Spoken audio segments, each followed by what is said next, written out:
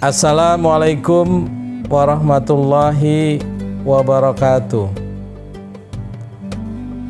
Alhamdulillahirabbil alamin, wassalatu wassalamu ala asrofil anbiya'i wal mursalin wa ala alihi wa ashabihi ajmain. Rabbis shrahli sadri wa yassirli amri wahlul 'uqdatam min lisani yafqahu qauli. Pemirsa PB TV yang insya Allah akan dirahmati Allah, pada kesempatan saat ini saya Ketua Asbisindo Sumatera Utara, pimpinan unit usaha syariah Bank Sumut, ingin menyampaikan beberapa hal terkait dengan keuangan syariah, khususnya tentang digitalisasi perbankan syariah. Sebagaimana yang kita pahami, ketahui bahwa pada bulan suci Ramadan ini ada satu hal yang utama, yaitu turunnya Al-Quran.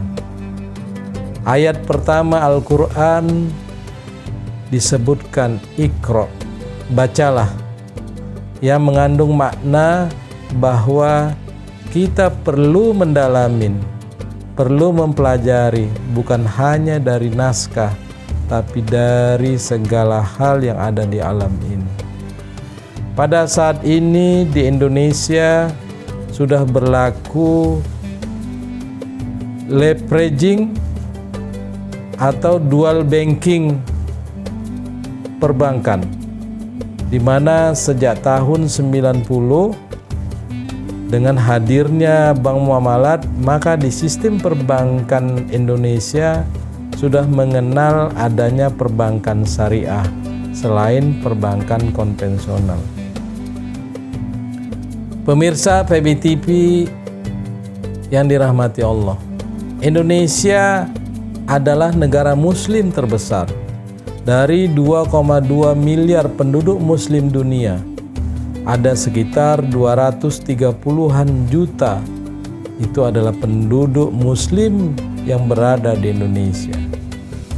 Indonesia dikenal sebagai pasar halal food paling besar, pengkonsumsi makanan halal. Namun Indonesia bukanlah produsen halal terbesar, bahkan yang menjadi produsen halal itu terbesar adalah Brazil. Jadi Brazil tercatat sebagai eksportir makanan halal terbesar ke negara-negara OKI, Organisasi Kerjasama Islam.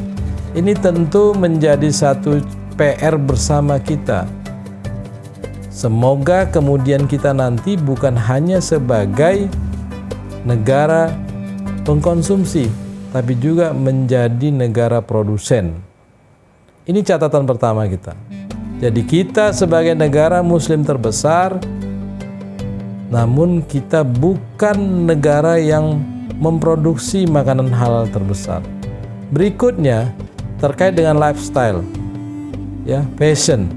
Nah, Indonesia memang negara muslim terbesar, tetapi bukanlah ya negara yang menggunakan fashion muslim terbesar.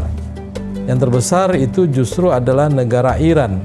Kalau kita lihat di Tanah Suci, pemirsa PBTV yang budiman, itu memang terlihat sekali jamaah dari Iran, pakaian-pakaiannya rapi-rapi sekali, berbeda dengan negara-negara yang lainnya. Nah, terkait dengan fashion muslim ini, semestinya kita bisa juga menjadi produsen, ya, menjadi produsen terbesar, karena kita punya potensi sebagai penghasil untuk fashion tersebut. Namun berdasarkan catatan, ya, itu yang terbesar justru adalah Tiongkok, 11,5 miliar dolar. Tentu ini menjadi peluang yang patut kita kerjakan kemudian. Nah, ini semua terjadi kenapa demikian? Karena kita kurang perhatian terhadap keperluan-keperluan tersebut.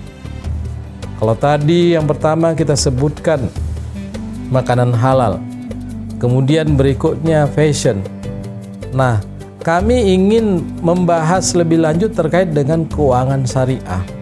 Kalau kita lihat perkembangan keuangan syariah sekarang yang ada di Indonesia, itu pertumbuhan dari sisi aset, ya, pertumbuhan dari sisi aset, kita di tahun yang lalu itu tumbuh lebih kurang sekitar 15% dari sisi aset. Dari sisi pembiayaan kita bisa tumbuh 20,44%. Sedangkan dari sisi pendanaan, ya, pertumbuhan kita lebih kecil lagi, 12,9% lebih kurang. Sehingga peranan perbankan syariah di Indonesia itu masih sekitar 7% dari seluruh market share perbankan nasional. Nah, ini tentu menjadi satu hal yang menyedihkan. Kita sebagai negara muslim terbesar, tetapi pemanfaatan keuangan syariahnya masih sangat minim. Padahal perbankan syariah di Indonesia sudah berjalan lebih 30 tahun. Negara tetangga kita, negara jiran kita, Malaysia, itu sudah lebih dari 25% market share perbankan syariahnya. Nah, pada kesempatan Ramadan ini kiranya menjadi momentum yang baik untuk menyadarkan kita semua bahwa ada satu sisi kehidupan kita, terutama terkait dengan keislaman, yang kita belum laksanakan secara maksimal. Padahal sejatinya ini bisa kita lakukan kalau kita peduli. Pemirsa PBTV yang dirahmati Allah, ayat-ayat tentang yang mendorong perbankan syariah yang terkait dengan riba itu sangat terang dan jelas di dalam Al-Quran. Ada Al-Baqarah 275 dan ada ayat-ayat yang lain yang seyogianya ini menjadi acuan kita untuk memanfaatkan keuangan syariah. Satu hal yang mungkin membuat keuangan syariah ini kurang menarik di masyarakat adalah masalah keunikan perbankan syariah atau keuangan syariah. Banyak masyarakat kita, bahkan mungkin para alim ulama, yang masih merasakan seakan-akan keuangan syariah itu mirip-mirip atau bahkan tidak ada bedanya dengan perbankan konvensional. Pemahaman ini yang perlu menjadi perhatian oleh kita semuanya, terutama oleh pemuka-pemuka agama, bahwa ayat-ayat suci Al-Quran sudah jelas menyebutkan betapa seharusnya kita menghindari konsep perbankan yang berbasis riba. Di perbankan syariah, ya, tentang riba ini clear, jelas. Itu menjadi sesuatu hal yang diharamkan. Di perbankan syariah, konsep-konsep penyalurannya juga dipastikan hanya kepada sektor-sektor yang halal, bukan sektor-sektor yang haram, yang mungkin kalau di perbankan konvensional memungkinkan itu dilakukan. Jadi kalau masyarakat menempatkan dananya di perbankan syariah, insya Allah penyalurannya tidak akan pernah terjadi, tidak akan mungkin terjadi kepada sektor-sektor yang non halal. Nah, salah satu keunikan yang perlu menjadi perhatian kita sebagaimana roadmap perbankan syariah Indonesia yang dikeluarkan oleh Komite Nasional Ekonomi Keuangan Syariah tahun 2020-2025, yaitu tentang digitalisasi perbankan syariah. Digitalisasi menjadi salah satu upaya penguatan identitas perbankan syariah. Untuk bisa masuk ke era digitalisasi tersebut, banyak hal yang perlu disiapkan oleh kita semua, termasuk oleh konsumennya. Kenapa demikian? Karena digitalisasi juga pada gilirannya menghadirkan kesempatan-kesempatan bagi pihak-pihak yang nggak bertanggung jawab. Mungkin pemirsa PBTV sekalian bisa mencermati beberapa saat yang lalu, ya, ada satu kejadian di mana dimanfaatkannya oleh pihak-pihak yang tidak bertanggung jawab QRIS, ya, yang ada di masjid-masjid. Sekarang ini sudah banyak masjid-masjid yang menggunakan QRIS. Nah, ini dimanfaatkan oleh pihak-pihak yang tidak bertanggung jawab untuk keuntungan pribadinya sehingga merugikan pihak masjid tersebut. Nah, ingin kami sampaikan bahwa digitalisasi bukan hanya diperlukan kesiapan dari lembaga perbankan, tapi juga diperlukan kesiapan oleh masyarakat. Artinya oleh semua kita perlu mempersiapkan diri agar kita lebih mampu menghadirkan, lebih mampu memanfaatkan keuangan syariah. Pemirsa PBTV yang dirahmati Allah, potensi perbankan syariah di Indonesia dapat dipastikan sangatlah besar.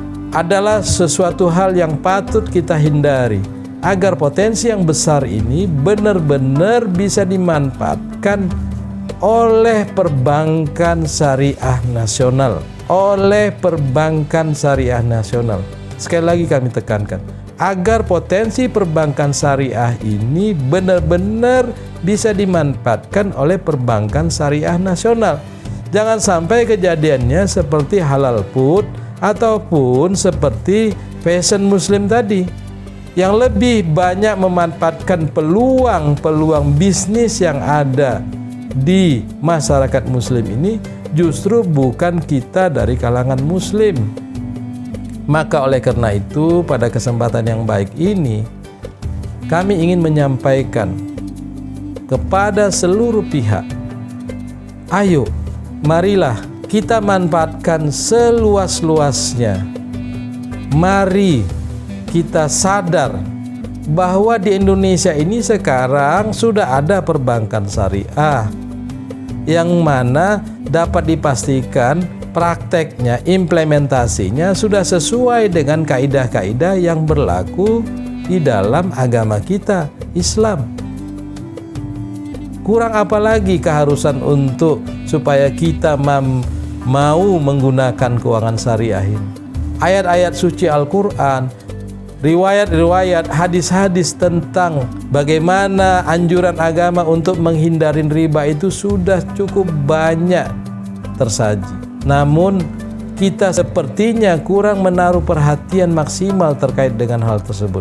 Maka pada kesempatan yang baik ini kami ingin mendorong, kami ingin menghimbau agar semua kita, marilah kita manfaatkan semaksimal mungkin keuangan syariah yang ada dan sudah ada, banyak bisa melayani berbagai kebutuhan keuangan kita, berbagai kebutuhan layanan perbankan kita.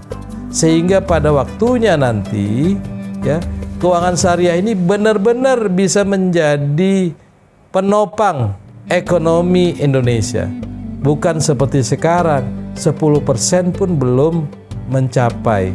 Mudah-mudahan dengan kesempatan kami hadir di PBTV ini mampu membuat kita semua tersadar, mampu menjadi literasi, ya, untuk masyarakat seluruhnya, sehingga impian kita semua agar keuangan syariah benar-benar bisa eksis di ekonomi Indonesia, insya Allah akan tercapai.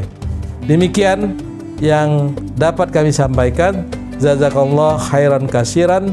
Di akhir kami ingin mengutip surat Al-Insyirah ayat 7. Maka apabila kamu telah selesai dari sesuatu urusan, kerjakanlah dengan sungguh-sungguh urusan yang lain. Kami sangat berharap partisipasi kita semuanya, khususnya rekan-rekan, saudara-saudara muslim, pemirsa PBTV yang dirahmati Allah, agar kita semua tersadar untuk mau menggunakan keuangan syariah. Salah satu negara yang perkembangan keuangan syariah sangat luar biasa, contohnya adalah Inggris. Jadi mudah-mudahan contoh baik di Inggris ini bisa menular kepada kita. Demikian, terima kasih. Wassalamualaikum warahmatullahi wabarakatuh.